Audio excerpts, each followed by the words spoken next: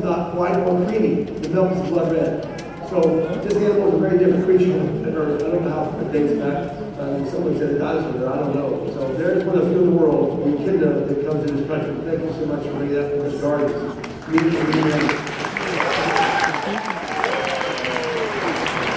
I really don't know how you hold that animal either, but those bulls will leave Earth. A lot of the animals today come, I see a lot similar. This here. Now this animal, everybody, was a bobcat in Ohio. It had pneumonia. So to come to zoo, we help the native animals as well. This animal here, again, would not have been pursued. We have back here today and her staff who helped save many animals. This is a bobcat, not quite full grown. In a second, we'll show you the tail there. This animal has a beautiful habitat. It's like to eat a bird or something.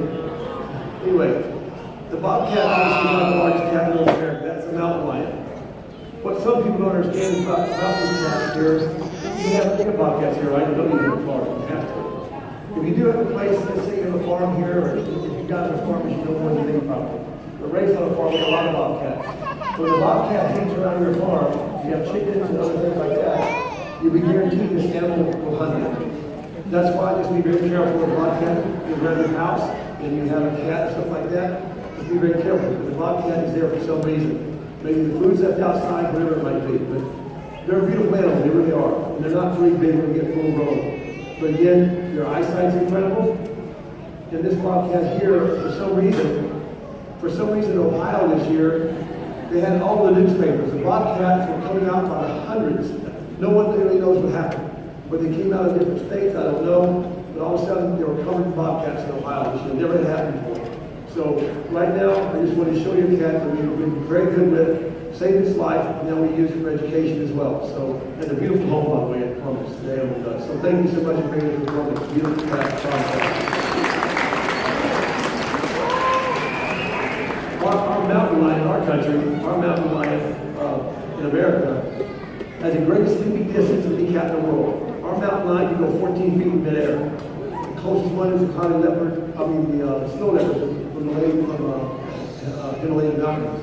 But our cat is the largest cat in the cougars. And the name I referred to, the name is Susan Rapp. She's been in the zoo for 39 years.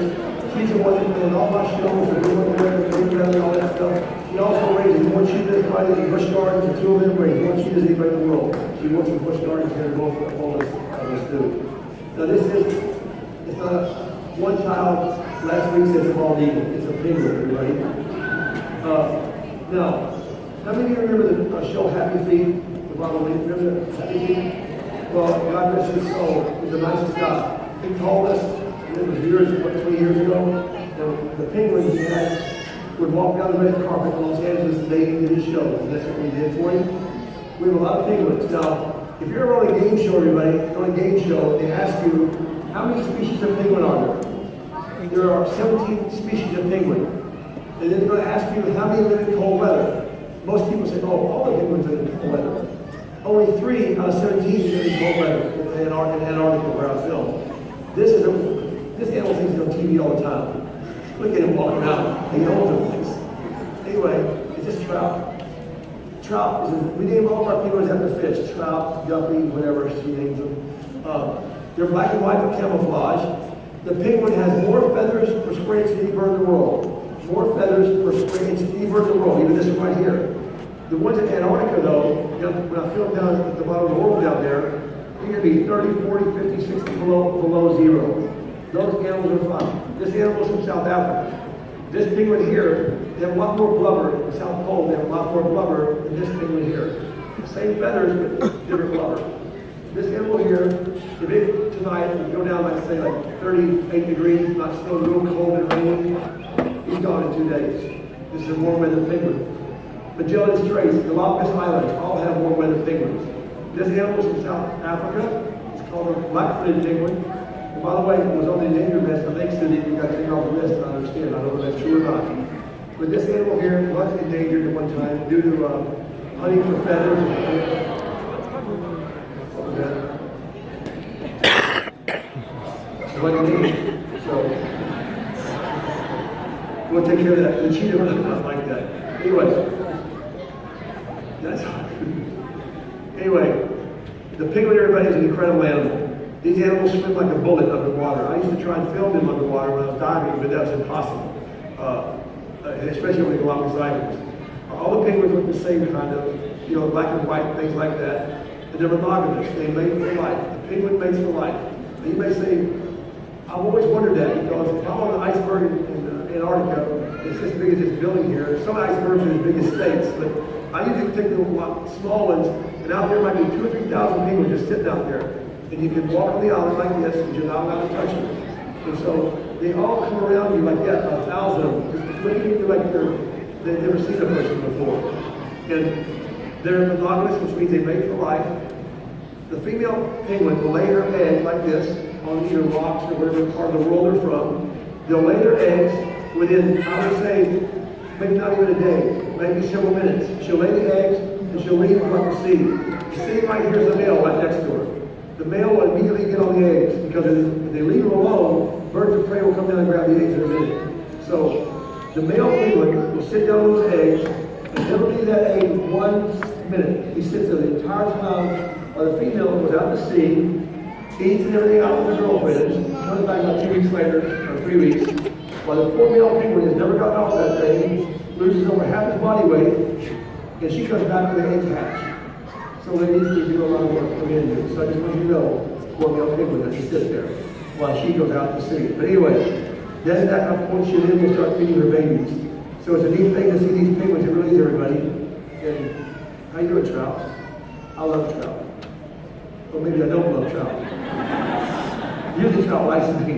But it's so funny when we check into hotels and motels, penguin, he actually likes to walk in first, and if the other person behind the counter, especially if there's no pets allowed, it's funny. Anyway, so let's hear it for trout there. He's a trout lady.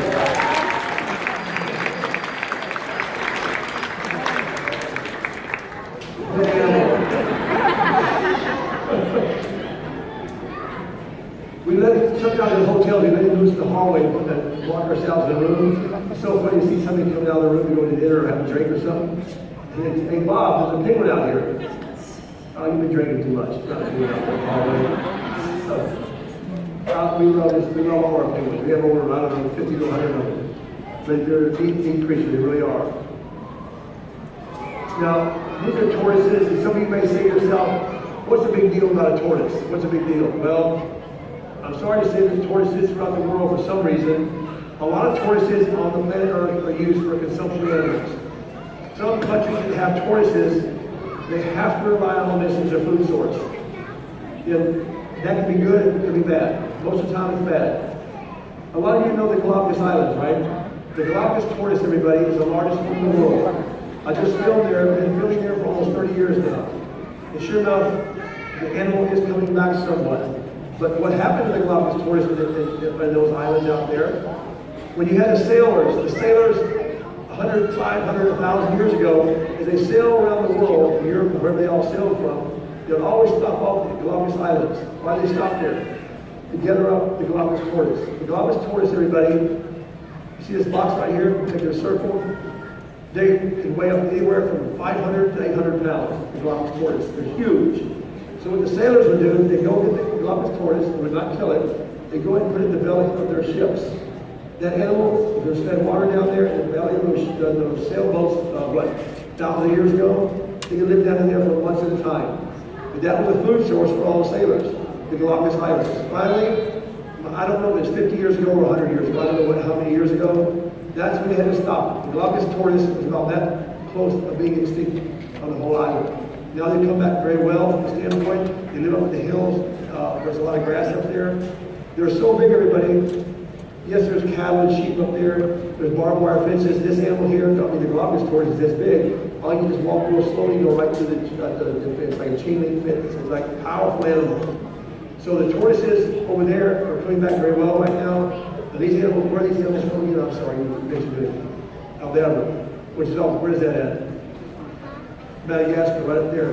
And then this animal here gets to be, you said 600 pounds. 600 pounds. And by the way, if you get shielded underneath of that one there, this one here, or that one, either one of them, internal will show them a lot of the tortoise. For example, you see this one, he's peeing too. So far the penguin, and, well, we got a lot of work to do. Anyway, I'm sorry, I didn't need to pee on you. You see there, this one here, it's all flat. You see the turtle? You see how flat that is? That's a male. I'm sorry, a female. The females are totally flat here. The males have a big curve like this, so obviously you can breathe. The male has to have a concave bottom back right here. So those are most of the females. Everybody asking the difference in the male and female tortoise. Well, I just told you. Anyway, these are animals here that are very important for many people throughout the world where they live. And right now, we're trying to protect them because most tortoises, they even have the tortoise here in Florida, for example. And you guys know about that whole deal, how they're protecting those very well. So anyway, that's a prehistoric animal, everybody, the tortoise is. So thank you for bringing that to Busch Gardens. You do a great job in the animals.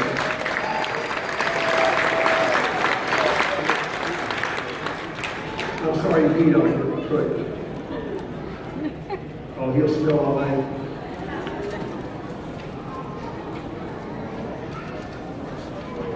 Now this is an animal here that's kind of different. Now, when you look at that sloth, some of you might be thinking, oh my gosh, the poor thing's upside down.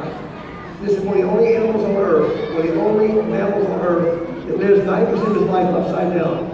When I filmed him in Central South America, which I just did again last year, the sloths are always sometimes hanging totally upside down like this.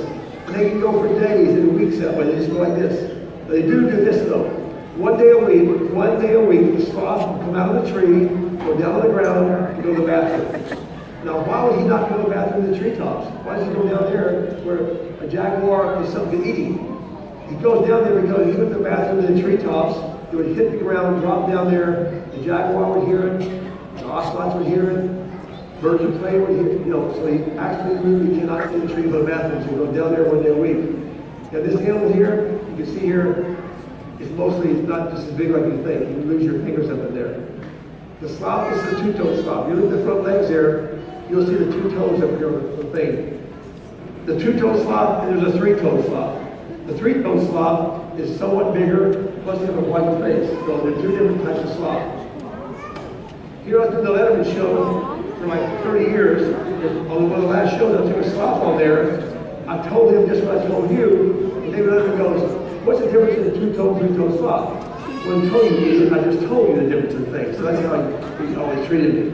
Anyway, this animal here also eats like leaves, all kinds of things like it. It could be fruit, it could be whatever's in the tree up there. So he didn't know he needed to eat bark.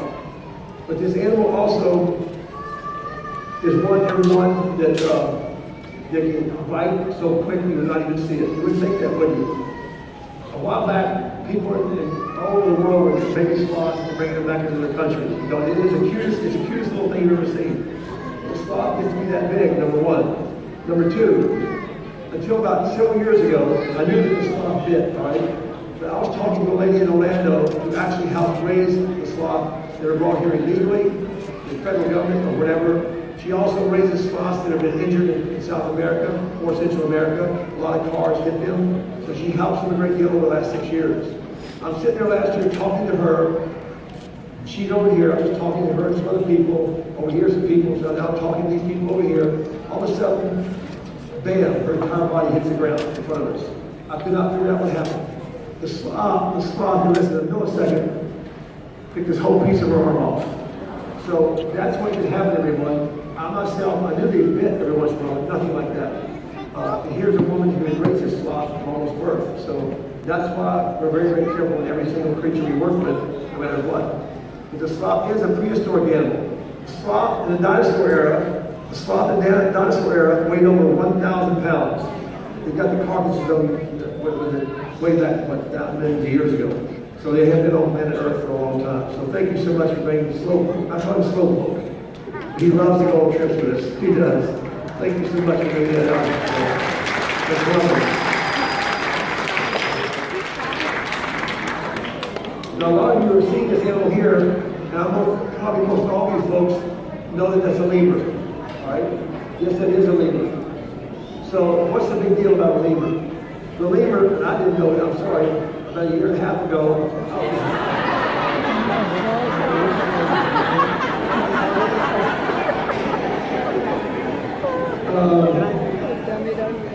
Well, we'll take care of that later.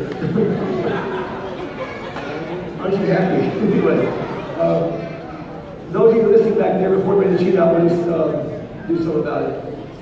Anyway, the lemur, everybody, was the first primate on the planet Earth. From Madagascar, that's where the lemur lives. The lemur does not live in Africa. If you go home, kids, look at the maps, and you'll see Africa, and out in the ocean, you'll see a big island called Madagascar. That's where this animal existed. This is the red ruff lemur, by the way, which is one of the largest lemurs there are. Some lemurs are this big, very small lemurs. So this, if you touch this animal, by the way, that hair, I can't even call it hair, it's like fur. It's like the softest stuff you've ever seen.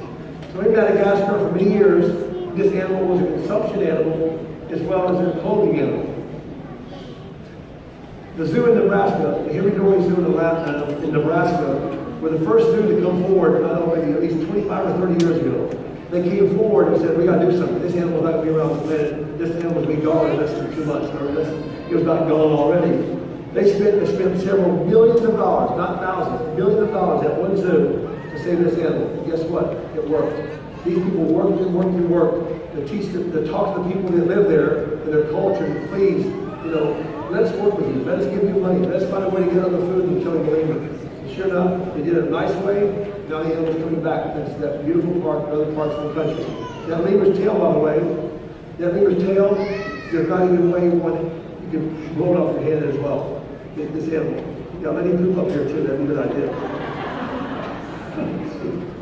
The animal's little hands look just like yours, by the way.